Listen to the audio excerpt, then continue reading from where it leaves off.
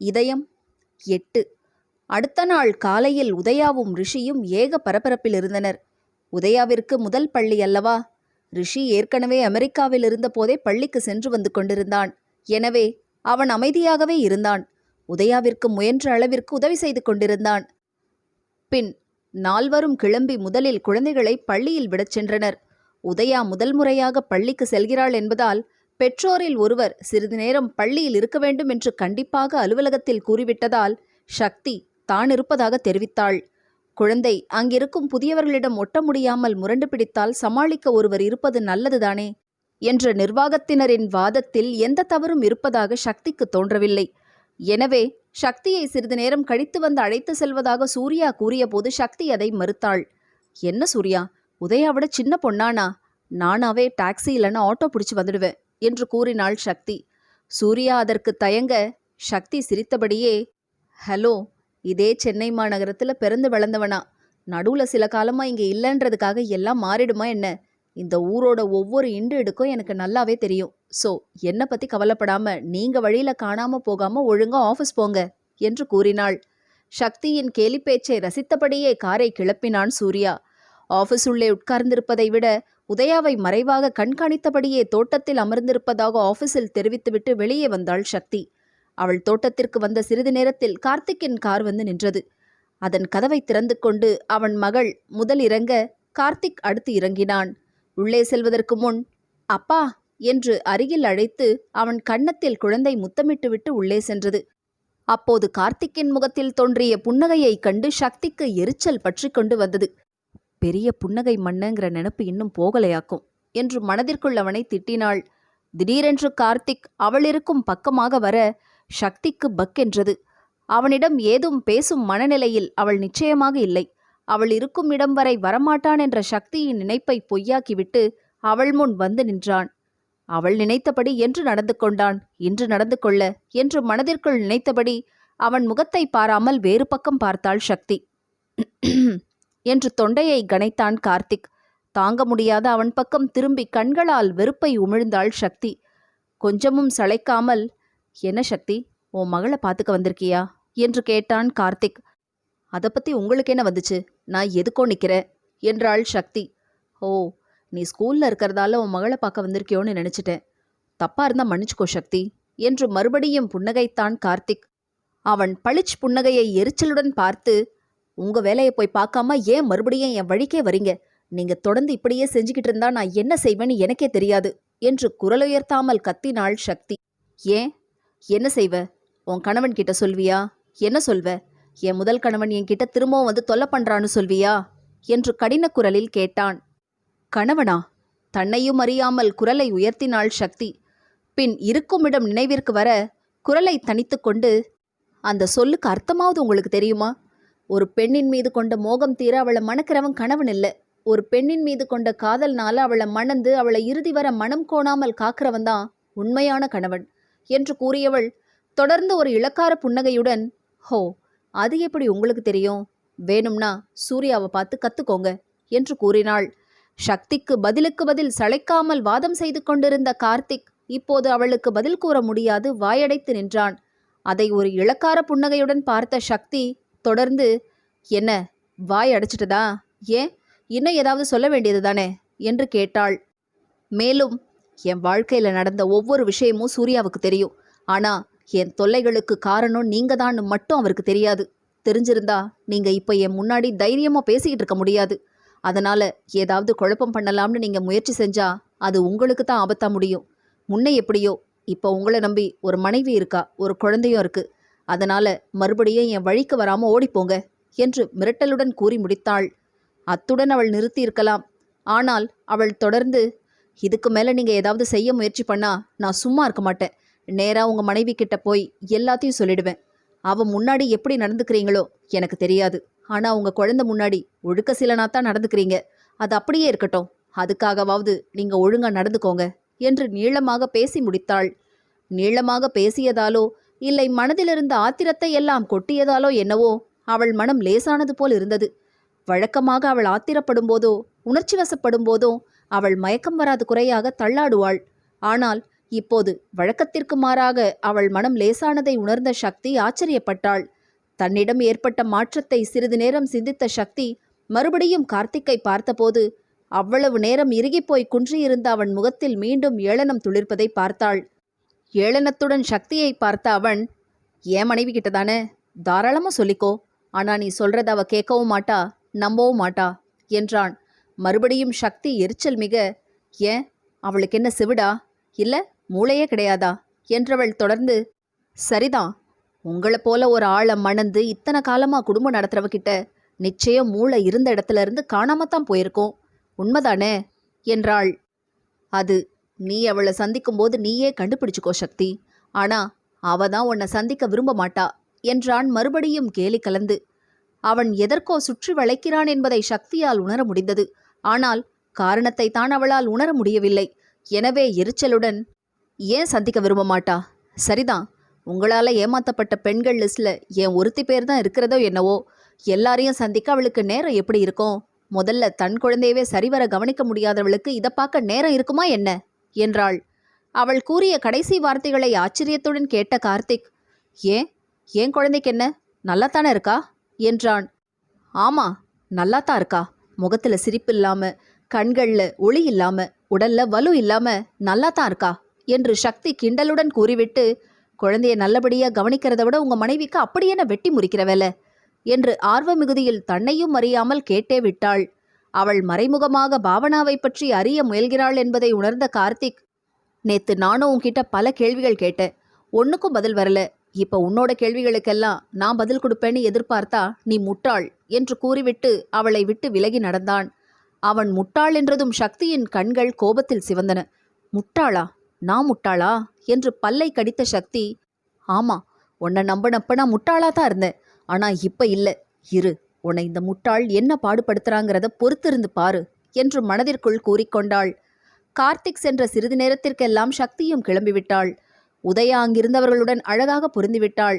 அதனால் சக்தி வேண்டுமானால் கிளம்பலாம் என்று பள்ளியில் கூறிவிட்டதால் சக்தி தாமதம் செய்யாமல் கிளம்பினாள். அவளுக்கு உடனே சூர்யாவை பார்க்க வேண்டும் போல் இருந்தது. கார்த்திக் கிளம்பும் போது முட்டாள் என்று கூறிச் சென்றதை நினைக்கும் போது சக்திக்கு ஆத்திரம் பற்றி கொண்டு வந்தது. சூர்யாவிடம் ஒருமுறை கார்த்திக் யாரென்று கோடி காட்டிவிட்டால் சூர்யா மிச்சத்தை பார்த்து கொள்வான். சக்தி இருக்கும் திசை பக்கமே கார்த்திக்கை திரும்பாமல் செய்து விடுவான். ஆனால் அது தேவைதானா? சக்தி சிந்தித்தாள். அவளுக்காக சூர்யா எவ்வளவுதான் செய்வான்? மன ரீதியாகவும் உடல் ரீதியாகவும் துன்பப்பட்ட போது அவளுக்கு சமமாக அவனும் தான் எவ்வளவு துன்பங்களை அனுபவித்தான். இப்போது இன்னுமா? போதும் போதும், கார்த்திக்கை அவளாகத்தான் சமாளிக்க வேண்டும். சக்தி முடிவெடுத்தாள். சக்தி அலுவலகத்தை அடைந்த போது மதிய உணவு நேரத்திற்கு இன்னும் 1 மணி நேரம்தான் இருந்தது. எனவே அவள் நேராக சூர்யாவின் அறைக்கு சென்றாள். அவளுக்கு அப்போதிருந்த மனநிலையில் சூர்யாவை பார்க்க வேண்டும் போல இருந்தது. முன்போலவே கார்த்திக் ஏற்படுத்திய காயத்திற்கு சூர்யாதான் மருந்திட வேண்டும். கடுக்கடுத்திருந்த அவள் முகத்தை குழப்பத்துடன் கவனித்த சூர்யா, என்ன சக்தி, சென்னை வெயிலெல்லாம் ஓன் தலையில தானா இன்னைக்கு என்று சிறு கேலியுடன் சூர்யா கேட்க, என்று சலிப்புடன் பதிலளித்தாள் சக்தி. தளர்வுடன் அவன் எதிரிலிருந்த நாற்காலியில் அமர்ந்தவளை குழப்பத்துடன் பார்த்தவாறே தன் இருக்கையிலிருந்து எழுந்து அவள் அருகிலிருந்த மற்றொரு நாற்காலியை இழுத்து போட்டு அமர்ந்தான். என்ன சக்தி, ஏதாவது பிரச்சனையா என்று சூர்யா கேட்க சக்தி அவனை வியப்புடன் பார்த்தாள். என்ன இவன்? அவள் வாயிலிருந்து இன்னும் ஒரு வார்த்தை கூட முழுமையாக வரவில்லை. அதற்குள் அவனாகவே அவள் ஏதோ குழப்பத்தில் இருக்கிறாள் என்பதை அவள் முகத்தில் இருந்து கண்டுபிடித்து விட்டானே. இவனிடம் எப்போதும் ஜாக்கிரதையாகவே நடந்து கொள்ள வேண்டும் என்று நினைத்தபடியே முகபாவனையை மாற்ற முயன்றாள் சக்தி. அதையும் உடனே உணர்ந்து கொண்டான் சூர்யா. அவனாகவே அவளை எப்போதும் ஏன் என்ன என்று துருவியதில்லை. அவளாகவே தான் அவனிடம் தன் பிரச்சனைகளை கூறுவாள். அதுபோலவே இப்போதும் அவளாக கூறுவாள் என்று எதிர்பார்ப்பில் அவளையே நோக்கியபடி இருந்தான் சூர்யா. என்ன பிரச்சனைன்னா? 1 2 நான் எதை சொல்றது? நான் இங்கே இல்லாத காலகட்டத்தில் இங்கே ஏகப்பட்ட டிராஃபிக் நெரிசல், ரோடில் புதுசாக மேடு பள்ளங்கள், ஏர் பொல்யூஷன், புதுசாக இன்னும் பல பேர் வீடு இல்லாமல் பிளாட்ஃபார்மில் குடியேறிட்டாங்க. இப்படி 1 2 நான் எதை சொல்ல என்று பாவனைகளுடன் சக்தி கூற சூர்யா வாய்விட்டு சிரித்தான். ஏதேது, இருக்கிற பிரச்சனைகள் போதாதுன்னு உன்னை தனியாக விட்டுட்டு வந்த நேரத்தில் இன்னும் பல பிரச்சனைகளை இழுத்து வந்திருக்கியா என்று சிரித்தபடி அவள் தலையில் செல்லமாக தட்டினான். ஆமாம், முக்கியமான இன்னொரு பிரச்சனையை மறந்துட்டேனே என்றவள் ராகத்துடன் இழுக்க அவன் என்ன என்பது போல் பார்த்தான். கொஞ்ச நேரமாவே வயிறு ரொம்ப சத்தம் போடுது அது என்ன பிரச்சனையா இருக்கும் என்றவள் கூற, அந்த பிரச்சனை என்னன்னு எனக்கு நல்லாவே தெரியும். இந்த நாட்டில் இருக்க பல பேர் பிரச்சனை அது. பசி என்று அவனும் அதே ராகத்தில் கூற, சக்தி தன்னை மறந்து சிரித்தாள். அவள் சிரிப்புடன் சூர்யாவின் சிரிப்பும் கலந்து கொண்டது. சூர்யாவின் அறைக்குள் வர அனுமதி கேட்டு நின்று கொண்டிருந்த கார்த்திக்கின் காதுகளில் இருவரின் சிரிப்பும் கேட்க அவன் முகம் கருத்தது. அவன் உள்ளே வர அனுமதி கேட்காமல் அப்படியே திரும்பி நடந்தான். சரி சக்தி, நீ பசியில் இருக்க, வா, இன்னைக்கு நாம வெளியே போய் சாப்பிட்டுட்டு வருவோம் என்றபடி சூர்யா அவன் கார் சாவியை எடுக்க சக்தியும் எழுந்தாள். எப்படியோ சூர்யாவிற்கு எந்த சந்தேகமும் வராமல் சமாளித்தாயிற்று என்றவள் மனதிற்குள் நினைக்க, சக்தி, நீ நடிக்கிறேன்னு எனக்கு நல்லா புரியுது. ஆனா எதுக்குன்னு ஊவாயாலேயே சீக்கிரமா வரவழைக்கிறேன் பாரு என்று சூர்யா மனதிற்குள் நினைத்து சிரித்து கொண்டான். இருவரும் இணைந்தபடி வெளியே செல்வதை தூரத்திலிருந்து பார்த்தான் கார்த்திக். அவன் மனம் என்ன என்று சொல்ல முடியாத பாரத்தால் கனத்திருந்தது. அதற்கு மேல் அவனால் அன்றைய வேலைகளை கவனிக்க முடியும் என்று தோன்றவில்லை. எனவே அவன் வீட்டிற்கு செல்லலாம் என்று முடிவெடுத்தான். வீட்டிற்கு போவதென்று முடிவெடுத்து விட்டதால் நேராக மகளையும் அழைத்து செல்லலாம் என்று நினைத்தபடியே அவன் முதலில் டே கேருக்கு சென்றான். அவன் சென்ற நேரம் மதிய உணவு நேரம் என்பதால் குழந்தைகள் அனைவரும் தோட்டத்தில் உணவருந்திக் கொண்டிருந்தனர். என்ன கார்த்திக், சீக்கிரம் வந்துட்டீங்க என்று அவனை பார்த்து புன்னகைத்தார் அந்த பள்ளியின் நிர்வாகி. எனக்கு உடம்பு சரியில்லை, அதனால வீட்டுக்கு சீக்கிரம் கிளம்புனேன். வழியில் பிரியாவையும் கூட்டிட்டு போகலாம்னு வந்தேன் என்றான் கார்த்திக் மெதுவாக. உடம்பு சரியில்லைன்னா டாக்டர் கிட்ட போக வேண்டியது தானே, மருந்து எதுவும் சாப்பிட்டீங்களா என்று அவர் பரிவுடன் கேட்க, என் மகளை விட வேற மருந்து எனக்கு தேவையில்லை மேடம் என்று புன்னகையுடன் பதிலளித்தான் கார்த்திக். தொடர்ந்து, இப்ப பிரியா எப்படி இருக்கா மேடம், மற்ற பிள்ளைங்களோட கலந்து விளையாடுறாளா என்று அவன் கேட்டான். நேத்து நீங்க இந்த கேள்வியை கேட்டிருந்தா நான் என்ன சொல்லியிருப்பேனோ, இன்னைக்கு நீங்களே போய் பாருங்க என்றார் அவர் மென்னகையுடன். கார்த்திக் நேராக குழந்தைகள் உணவருந்திக் கொண்டிருந்த இடத்திற்கு சென்றான். அங்கு அவனுக்கு ஆச்சரியம் காத்திருந்தது. எப்போதும் பிரியா தனிமை விரும்பி யாருடனும் சேர்ந்து விளையாட மாட்டாள். உணவருந்தும் போதும் தனியாகவே தான் அமர்ந்திருப்பாள். ஆனால் இன்று அவளுடன் உதயாவும் ரிஷியும் அமர்ந்திருந்தனர். மகளின் முகத்தில் தெரிந்த சிரிப்பை ஆச்சரியத்துடன் பார்த்தான் கார்த்திக். ரிஷி ஏதோ சொல்லிக் கொண்டிருக்க சிறுமியர் இருவரின் முகத்திலும் அடக்க முடியாத சிரிப்பு. மந்திரம் போட்டது போல் அவர்களை நோக்கி மெல்ல நடந்த கார்த்திக் அவர்களின் சிரிப்பிற்கு இடையூறு கொடுக்காது அமைதியாக நின்றான். மகளின் மீது இருந்த பார்வை சிறிது உதயாவின் பக்கம் மாறியது. அளவான மூக்கு, நேரிய நாசி, அழகிய நெற்றி, குவிந்த உதடுகள், இவற்றில் சக்தியின் மறுபதிப்பாகவே தோன்றினாள் குழந்தை. தன்னையும் அறியாமல் அவன் பெருமூச்சு ஒன்றை விடுத்தான். ஆனால் கண்கள், நிச்சயம் இவை சக்தியின் கண்கள் இல்லை. அவனுக்கு மிகவும் அறிமுகமான கண்கள். ஒருவேளை சூர்யாவின் கண்களோ? கண்களை மூடி சூர்யாவின் கண்களை மனதிற்குள் கொணர்ந்தான் கார்த்திக். இல்லை, சூர்யாவின் கண்களில் ஒரு கம்பீரம் இருக்கும். இப்படி சிரிப்பும் கேலியும் தேங்கி இருக்காது. குழந்தைகளின் பார்வை அப்போதுதான் கார்த்திக் மீது பட, பிரியா அப்பா என்று தாவி அவனிடம் வந்தாள். அவள் வந்த சுறுசுறுப்பை பார்த்து கார்த்திக் ஒரு நிமிடம் அசந்து போனான். பிரியா குட்டி என்று கூறியபடியே அவளை தூக்கி ஒரு சுற்று சுற்றினான் கார்த்திக். அவனை ஆவலுடன் உதயா பார்க்க, வா என்று அவளை அழைத்து அவளையும் ஒரு சுற்று சுற்றினான். குழந்தை சிரிப்பில் அவள் கிளுகிளுக்க தன்னையும் அறியாமல் அவளின் கன்னத்தில் முத்தமிட்டான் கார்த்திக். அவன் கண்களில் நிரம்பிய கண்ணீர் அவனிடம் அனுமதி கேட்காமலேயே அவன் கன்னங்களில் வழிந்தது. என்ன அங்கிள், ஏன் அழறீங்க? எங்கேயாவது விழுந்துட்டீங்களா என்று கேட்டபடியே தன் பிஞ்சு விரல்களால் அவன் கண்ணீரை துடைக்க அவன் அவளை இறுக அணைத்து கொண்டான். ஏனோ அவன் உள்ளுணர்வு, இந்த குழந்தை உன் பொக்கிஷம், நழுவ விடாதே என்று அறை கூவலிட்டது. உணர்ச்சிகளை கட்டுக்குள் கொண்டு வந்து அவளை கீழே இறக்கிவிட்டவன், உன் பேர் என்னம்மா என்று கேட்டான்.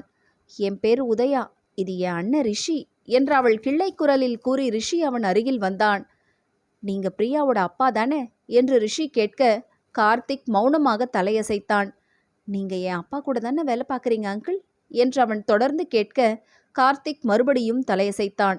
பின், உன் பேர் என்ன என்று கார்த்திக் கேட்க, my name is Rishi, I am 5 years old என்று பெருமையுடன் தெரிவித்தான் ரிஷி. அவனது 5 வயது கார்த்திக் மனதிற்குள் குழப்பத்தை விளைவிக்க அவன் மெதுவாக, உன் அம்மா பேர் என்ன என்று கேட்டான்.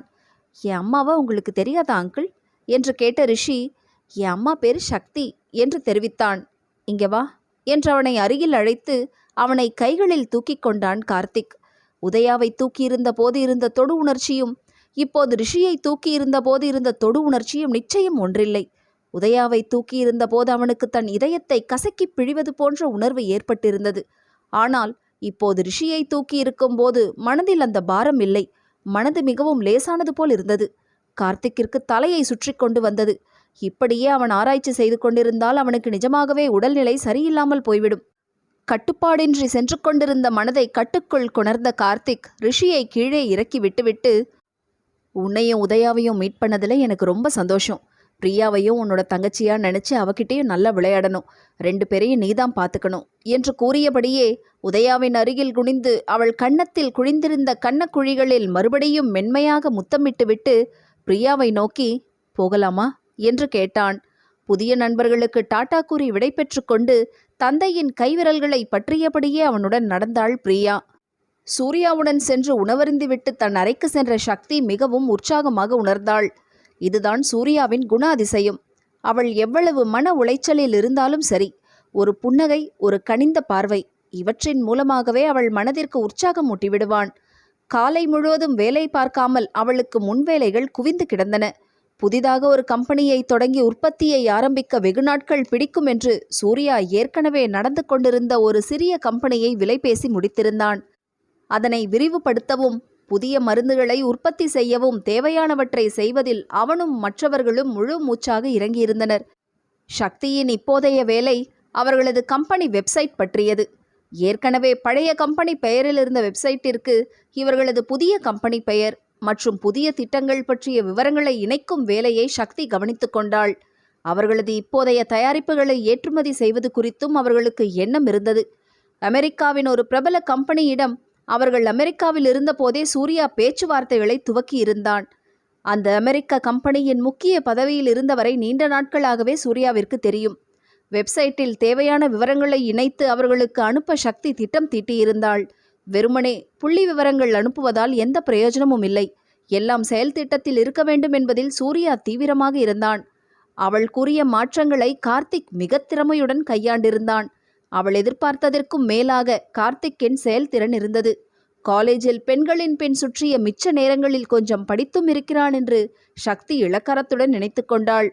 2 நாட்களாகவே அவள் மனதிற்குள் அவர்கள் ப்ராஜெக்ட் குறித்து ஒரு புதிய திட்டம் உருவாகியிருந்தது. அதை சரியாக செயல் வடிவில் கொடுக்க அவளுக்கு கார்த்திக்கின் உதவி தேவைப்பட்டது. அவனுடன் இணைந்து வேலை பார்க்க வேண்டும் என்று நினைத்தாலே சக்திக்கு எரிச்சலாக இருந்தது. ஆனால் வேறு வழி இல்லையே. அவள் என்ன சொல்லி சூர்யாவிடம் புரிய வைப்பது? அதற்கு பதில் பல்லை கடித்து கொண்டு அந்த கார்த்திக்குடன் வேலை செய்ய வேண்டியதுதான். இப்படியெல்லாம் மனதிற்குள் நினைத்தபடிதான் சக்தி செய்ய வேண்டிய வேலை குறித்த குறிப்பை கார்த்திக்கிற்கு மெயிலாக அனுப்பினாள். ஆனால் நேரம் கடந்த பிறகும் அவனிடம் பதில் மெயில் வராததால் எரிச்சல் அடைந்த சக்தி அவனுடைய கேபினிற்கு ஃபோன் செய்தாள். அவன் அன்று வெகு சீக்கிரமாகவே கிளம்பிவிட்டதை அறிந்த சக்தி மனதிற்குள் எரிச்சல் அடைந்தாள். அவன் யாரிடமும் கூறாமல் கிளம்பியதையும் சக்தி அறிந்தாள். அவளது வேலை அன்றே முடிய வேண்டிய அளவிற்கு முக்கியம் கிடையாது என்ற போதும் அவன் எந்த தகவலும் அளிக்காது சென்றது அவளுக்கு உள்ளூர கோபத்தை கிளறியது. இதை என்றேனும் சரியாக பயன்படுத்தி கொள்ள வேண்டும் என்று அவள் முடிவு கட்டினாள். ஆனால் அதை அவள் மறுநாளே பயன்படுத்தக்கூடும் என்று அப்போது சக்திக்கு தெரியாது. மேற்கொண்டு செய்ய வேண்டிய வேலைகளை தனியாகவே கவனித்த சக்தியை மறுபடியும் மாலை 4 மணி போல் சூர்யா அழைத்தான்.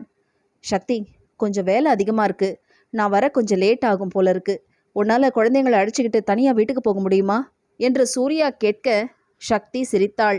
அவள் சிரிப்பிற்கு காரணம் புரியாத சூர்யா, என்ன சக்தி, எதுக்கு இப்போ சிரிக்கிற என்று கேட்க, பின்ன என்ன சூர்யா, நான் தான் காலையிலேயே சொன்னேனே, இந்த ஊர் எனக்கு புதுசா என்ன, குழந்தைங்களை கூட்டிட்டு வீட்டுக்கு போன்னு உத்தரவு போட்டால் அப்படியே செஞ்சுட்டு போகிறேன்.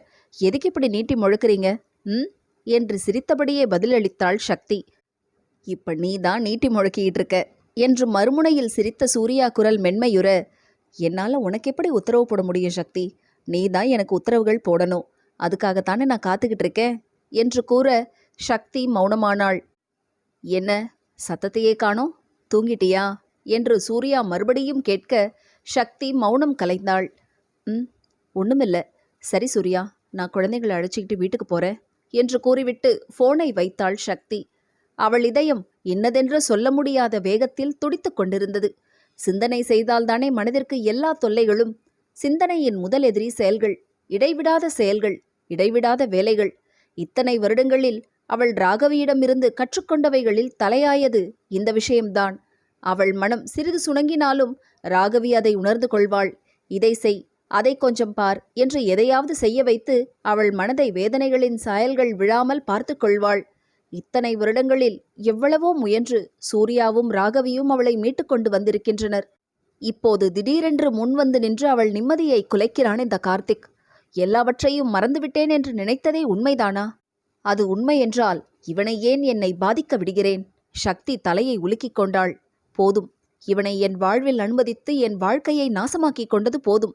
சூர்யா மீட்டெடுத்த வாழ்க்கை இது. இதில் மறுபடியும் யாருக்கும் உரிமை இல்லை. இப்போதைக்கு அவளை சிந்திக்காமல் செய்யக்கூடிய சக்தி அவளுடைய வேலைகளுக்கு அடுத்தபடியாக ரிஷிக்கும் உதயாவிற்கும் தான் உண்டு. குழந்தைகளை நினைத்த பொழுதிலேயே சக்தி அன்றைய தினத்தின் வேலைகளை மூட்டை கட்டிவிட்டு சூர்யாவிற்கு தகவல் அளித்துவிட்டு குழந்தைகளை அழைத்து வர கிளம்பினாள். பள்ளியிலிருந்து குழந்தைகளை அழைத்து வீட்டிற்குள் சக்தி நுழைந்த போது அவளது மொபைல் மறுபடியும் அவளை அழைத்தது சூர்யா. ஸ்கூல்ல இருந்து பத்திரமா வந்து சேர்ந்துட்டீங்களா சக்தி என்று சூர்யா அக்கறையுடன் கேட்க, சக்திக்கு தன் கவலைகளையும் மீறி மறுபடியும் சிரிப்பு வந்தது. என்ன சூர்யா, மறுபடியும் என்னை குழந்தை மாதிரி ட்ரீட் பண்றீங்களே? நாங்க பத்திரமா வீட்டுக்கு வந்துட்டோம் என்ற சக்தியின் பதிலுக்கு, என்னை பொறுத்தவரை நீயும் ஒரு குழந்தை தான் சக்தி. உதயா ரிஷியோடு சேர்ந்து நீ என்னோட 3வது குழந்தை என்று சூர்யா பொறுப்புடன் பதிலளித்தான். தொடர்ந்து, நல்லது கெட்டது இன்னும் புரியாத கொஞ்சம் வெகுளி குழந்தை என்றான். போங்க சூர்யா, நீங்களும் ராகவியும் சேர்ந்து என்னை இன்னும் எத்தனை நாளைக்கு தான் இப்படி குழந்தையா நடத்த போறீங்களோ என்று போலியாக வருத்தப்பட்டவளின் பாவனையை கேட்டு மறுமுனையிலிருந்து சூர்யா சிரித்தான். பிறகு, சக்தி, ராகவி மெயில் அனுப்பியிருக்கா என்றான். என்ன, எதுக்காக? மறுபடியும் அவ பயணத்தை எதுவும் தள்ளி வச்சிட்டாளா என்று சக்தி வேகமாக கேட்க, இல்லை, அப்படி பயணத்தை தள்ளி வச்சிட்டா நீ விடமாட்டியே, நேரா போய் கூட்டிட்டு வந்துட மாட்ட என்று கூறி சிரித்தான் சூர்யா. பின், அதெல்லாம் ஒன்றும் இல்லை, அவ குறிச்ச தேதியில, அதாவது நாளைக்கு மறுநாள் வந்துடுவா என்ற சூர்யா தொடர்ந்து, நானும் நீயும் மறந்தாலோ ராகவி மறக்க மாட்டா. உன்னோட செக்கப்காக நாளைக்கு ஹாஸ்பிட்டல் போகணும். அதை பற்றி ஞாபகப்படுத்தத்தான் ராகவி மெயில் அனுப்பியிருக்கா. அதனால் அமெரிக்காவில் கொடுத்த ரிப்போர்ட்ஸ் எல்லாத்தையும் வரும்போது எடுத்துகிட்டு வந்திருக்கேன். அதையெல்லாம் ஞாபகமாக எடுத்து போகணுமா, எனக்கு உத்தரவு போட்டிருக்கா என்றான் சூர்யா. சக்திக்கே அது மறந்துதான் போயிருந்தது. ஆனால் சூர்யா நிச்சயம் மறந்திருக்க மாட்டான் என்ற சக்திக்கு தெரியும். ஆனால் ராகவியும் மறக்காது ஞாபகப்படுத்தி இருக்கிறாளே, அவள் அன்பை என்னவென்று சொல்வது? அவள் வாழ்க்கையில் சூர்யாவையும் ராகவியையும் அழைத்து வந்த கடவுளுக்கு எத்தனையாவது முறையாகவோ சக்திக்கு தெரியாது. நன்றி செலுத்தினாள். நான் வர கொஞ்சம் லேட் ஆகும் சக்தி. எனக்காக எதிர்பார்க்காம நீயும் குழந்தைங்களும் சாப்பிட்டுட்டு தூங்குங்க. என்கிட்ட ஒரு சாவி இருக்கு, என்ன என்று மென்மையாக கூறிவிட்டு, ரிஷியிடம் ஃபோனை கொடு என்று கூறினான். ஃபோனை வாங்கிய ரிஷி, ஹலோ அப்பா, நீங்க எப்போ வருவீங்க என்று கேட்டான். மறுமுனையிலிருந்து சூர்யா என்ன கூறினானோ, ரிஷி சரிப்பா என்று தலையாட்டிவிட்டு ஃபோனை சக்தியிடம் கொடுத்தான். சக்தியிடம் பேசிவிட்டு சூர்யா ஃபோனை வைத்தான். மொபைலை வைத்துவிட்டு குழந்தைகளை குளிக்க அழைத்தாள் சக்தி. அம்மா, நீங்க கஷ்டப்படாதீங்க, நானே உதயாவை குளிக்க வச்சுட்டு நானும் குளிச்சிடுறேன் என்று பெரிய மனிதன் போல கூறினான் ரிஷி. ஏன் ரிஷி, நான் குளிக்க வச்சா என்ன தப்பு என்று ரிஷிக்கு சரிக்கு சரி சக்தி கேட்க, அவள் அருகில் வந்து அவள் காதில், உங்களை எதுக்கும் தொந்தரவு பண்ணக்கூடாதுன்னு அப்பா இப்பதான் சொன்னாரு. எங்க வேலைங்களை நாங்களே செஞ்சுக்கிட்டா சண்டே எங்களை பீச்சுக்கு கூட்டிட்டு போவாராம். அதனால அம்மா ப்ளீஸ், நாங்களே குளிச்சுக்கிறோம் என்று கெஞ்சல் பாதி கொஞ்சல் பாதியாக ரிஷி பதிலளித்தான். அவன் மழலை மொழிகளில் உள்ளத்தை பறிகொடுத்த சக்தி அவனை கைகளில் தூக்கி கொண்டு, அம்மாவை கஷ்டப்படுத்தக்கூடாதுன்னு தானே அப்பா சொன்னாரு. இது எனக்கு கஷ்டமே இல்லடா செல்லம். உனக்கும் உதயாவுக்கும் வேலை செய்கிறதால அம்மாவுக்கு ஒன்றும் ஆகாது. நான் அப்பா கிட்ட உங்களை கண்டிப்பாக பீச்சு கூட்டிகிட்டு போக சொல்கிறேன், சரியா என்றாள். பின் குரலில் குறும்பு கொப்பளிக்க, ஆமாம், இப்போ உண்மையை சொல்லு, அம்மாவை கஷ்டப்படுத்தக்கூடாதுன்னு நானே குளிக்கிறேன்னு சொன்னியா, இல்லை பீச்சுக்கு போகிறதுக்காக சொன்னியா என்று கேட்க, ரிஷியும் குறும்புடனே, ரெண்டுக்காகவும் தான் அம்மா என்று பதிலளித்தான். சமத்து பையன்டா நீ என்று அவன் கன்னத்தில் முத்தமிட்டு அவனையும் உதயாவையும் குளிக்க அழைத்துச் சென்றாள்.